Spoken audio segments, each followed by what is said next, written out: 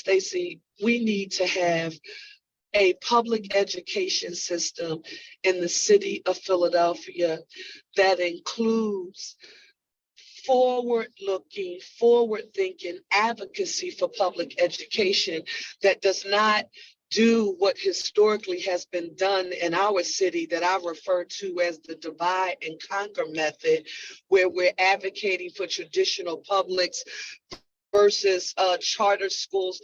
We can't function that way here in the city of Philadelphia.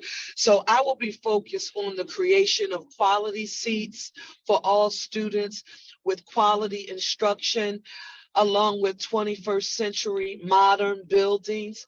And I say that because if there was ever a time for us to think that we could accomplish something as meaningful, but as large as we could possibly think as it relates to what a government could do, it is now with the Commonwealth Court's decision and thinking about an intergovernmental strategy with local, state, and even federal officials coming together to leverage the Commonwealth Court's decision-making with a new leadership structure in Harrisburg led by Governor Josh Shapiro, along with the intergovernmental experience that I bring, having served at the state and local level and working with our federal government. Now is the time to think big, to have a vision that people would traditionally consider outsized.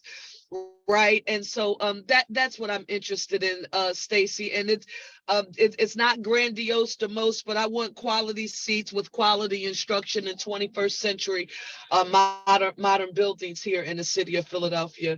And I want us delivering public education differently. Just as a FYI, when schools open at 7:30 in the morning, closing no earlier than 6 p.m. I want us training for industries that are growing in the city of Philadelphia. I want us to do things differently. Stacey, I want to make sure you just referred to capital, right? You're talking about the capital plan, right? So, Stacey, let me just say this to residents of our great city.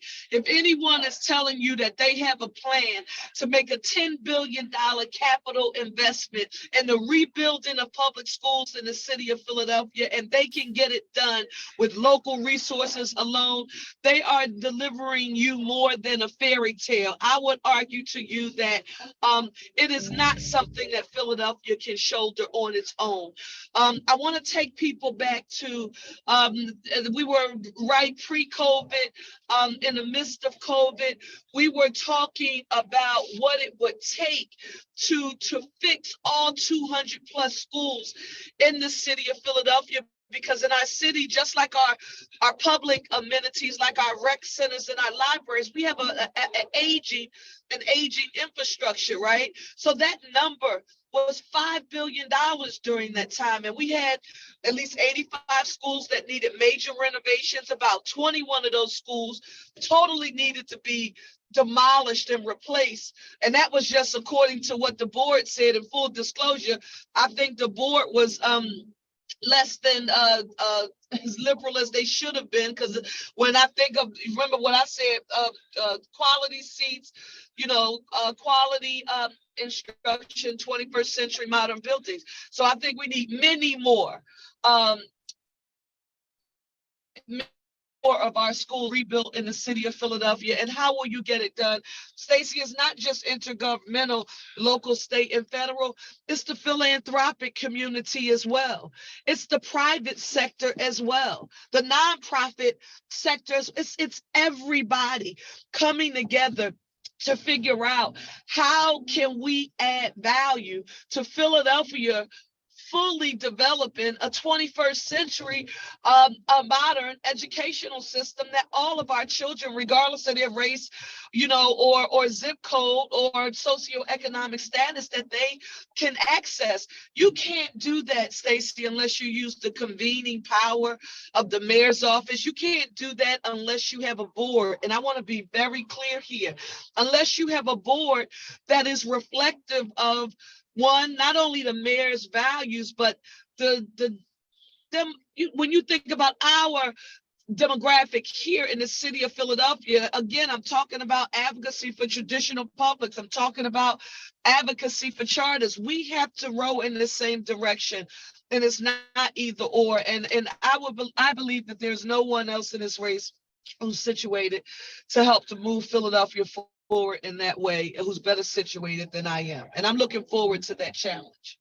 First thing I want to tell you that anyone simply proffering a safe quarters program, as sort of this is the sole tool, or the primary tool for helping to keep our young people safe as they're coming to and fro school. I would argue to you that that is not realistic. We have to have a holistic approach, Stacy, and it includes law enforcement at every institution in the city of Philadelphia. I'm talking about institutions of higher learning with their own unique police departments. I'm talking about our mass transit system. I'm talking about our school district and obviously our police department. I'm talking about nonprofit agencies in the city of Philadelphia. That they are what I refer to, Stacy, and you may have heard me say this before, our human infrastructure. These are the grassroots nonprofit organizations that are doing work in our neighborhoods. It is all of these entities working together to address public safety as it relates to three buckets. And you'll hear me describe public safety from a prevention, intervention, and then enforcement. We need courts. We need district attorney's office. Any stakeholder in the city of Philadelphia, we all have a role. That includes parents, but it includes caregivers. It includes anyone who has any kind of involvement in the life of our educational system and our children and or the people who work there. And I'm talking about those who are employed and not just teachers. Teachers are having the challenge in the classroom, and it is tough, but the people who work in our school, the climate control, the NTAs, the building, and I mean everyone who has a nickel and a quarter in helping to create a safe environment for our kids has to be engaged in an overall holistic strategy where we all have a role. But ultimately, Stacy, you need a mayor who's not afraid to make the tough decisions to bring some order back to our city. And people have to know that there will be consequences if you don't follow the rules here in the city of Philadelphia, and that there has to be a seamless connection and standard operating procedure between all of our law enforcement agencies and how the city of Philadelphia's police department functions, and we're not functioning in silos. The convening power of the mayor is essential here, and it's not, well, we're going to function one way.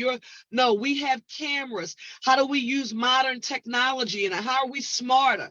How do we use drones? How do we use bodies? How do we support those grassroots community-based organizations like the Oak Lane Youth Association that I'm a product of, to have children actively engaged, in activities and the year-round scheduling that you've heard me talk about, not just opening earlier at 7:30 a.m. and closing no sooner than 6, but think about the programs that we're talking about training for: coding, financial literacy. We talked about the building trades.